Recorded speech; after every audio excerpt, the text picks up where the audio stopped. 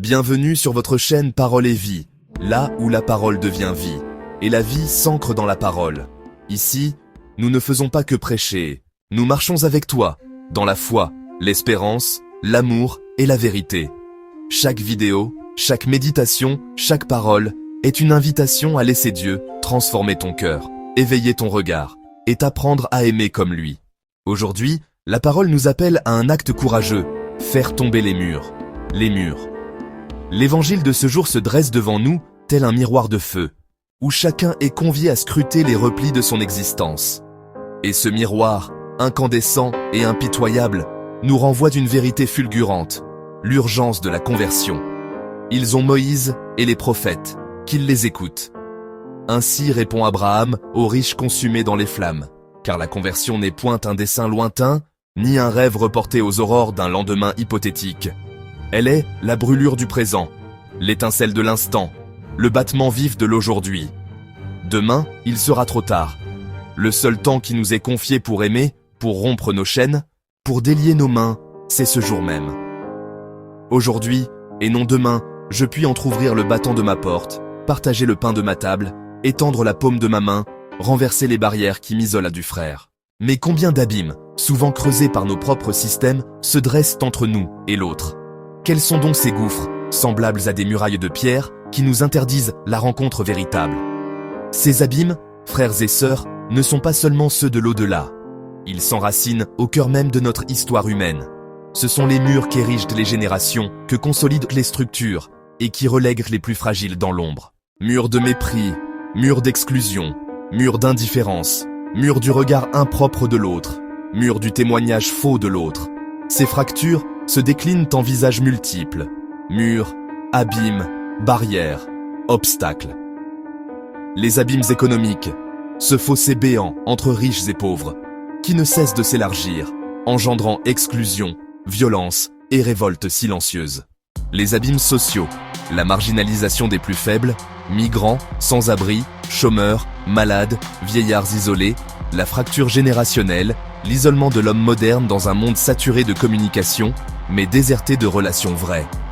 Les abîmes culturels et identitaires, la peur de l'autre, de l'étranger, du différent, les murs invisibles du racisme, des préjugés, du tribalisme et de la xénophobie, les crispations identitaires qui dressent les peuples en ennemis, les abîmes de spirituel, l'indifférence religieuse d'un monde replié sur lui-même et oublieux de Dieu, le refus d'écouter la parole, devenu mur intérieur, empêchant la conversion, l'orgueil qui ferme le cœur et voile l'image divine dans le frère.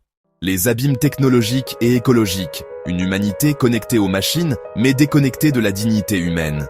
Un progrès effréné qui avance en laissant derrière lui des foules d'exclus.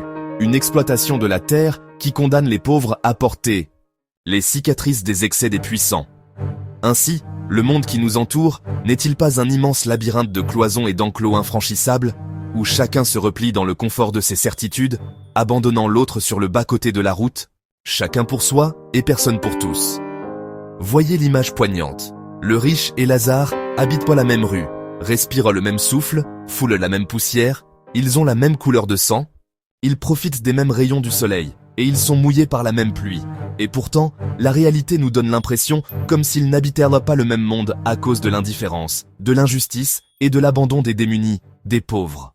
Le riche croise chaque jour le mendiant étendu, mais ses festins, ses étoffes de pourpre et ses habitudes de luxe ont édifié autour de son cœur une forteresse invisible. Ce mur-là est taillé dans la pierre froide de l'indifférence, de l'insouciance. Ce mur-là est cimenté par la fermeture du cœur et la cécité de l'âme. Or, si nous laissons ces murs croître en nous, l'abîme se dilatera jusqu'à devenir éternel. Brisons-les donc. Oui, brisons ces remparts intérieurs. Car lorsque les murs tombent, le regard s'éclaire, et le visage du frère se révèle à nous dans toute sa vérité, l'autre est bien perçu dans sa finitude et non aperçu sans identité. Mais alors, demandons-nous, qui est Lazare à notre porte aujourd'hui? Ce pauvre n'est pas une silhouette anonyme. Il a un nom, Lazare, qui signifie « Dieu aide ». Il est le signe que Dieu se tient à notre seuil, attendant d'être reconnu. Les Lazares se pressent autour de nous. Ils peuplent nos familles, nos communautés, nos cités. Ils ne crient pas toujours. Souvent, ils souffrent en silence, espérant un geste, une parole, une présence, une assistance, un don, une main secourable. Ils attendent de nous non seulement le pain matériel, mais ce pain plus subtil, le réconfort moral, l'écoute spirituelle, le soutien psychologique, la tendresse d'un regard, le sourire d'espoir d'un visage aimant, la main tendue pour se relever et avancer. Qui est Lazare à notre porte aujourd'hui? C'est ce migrant repoussé, en quête d'une terre d'accueil. C'est ce voisin solitaire, emmuré dans son isolement, que nul ne visite. C'est cet enfant condamné à croître dans la misère, dépouillé d'instruction, d'avenir, de dignité. C'est peut-être un frère ou une sœur de notre sang, de notre communauté, ployant sous le poids d'une douleur muette, imperceptible à nos yeux distraits. Frères et sœurs, l'évangile est sans détour. Il ne suffit pas de connaître la loi, de réciter les prophètes, d'écouter des sermons. Encore faut-il ouvrir son cœur et incarner des gestes de vie. Car l'éternité se joue dans l'instant présent. Cet instant présent passe vite. Il faut le saisir maintenant. L'urgence s'impose.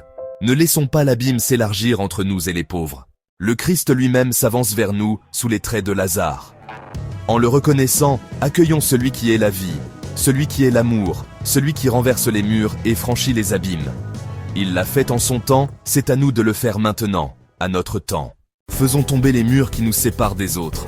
Et que cet évangile, loin de nous inviter à l'endormissement sur les oreillers de la pauvreté, loin de nous inciter à la complaisance dans la misère, nous pousse au contraire à travailler et à prier pour recevoir du Seigneur le nécessaire, ce minimum vital qui donne de vivre avec dignité sur cette terre, avant de goûter la béatitude éternelle au ciel.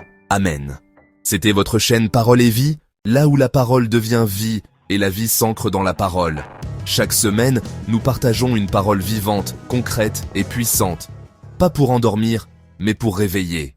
Pas pour condamner, mais pour convertir et guérir. N'oublie pas de t'abonner, de liker et de commenter, pour partager comment Dieu agit dans ta vie. Et souviens-toi, le vrai miracle commence quand les murs tombent et que l'amour franchit les abîmes. Rendez-vous la semaine prochaine, ici, sur Parole et Vie. Que Dieu te bénisse abondamment.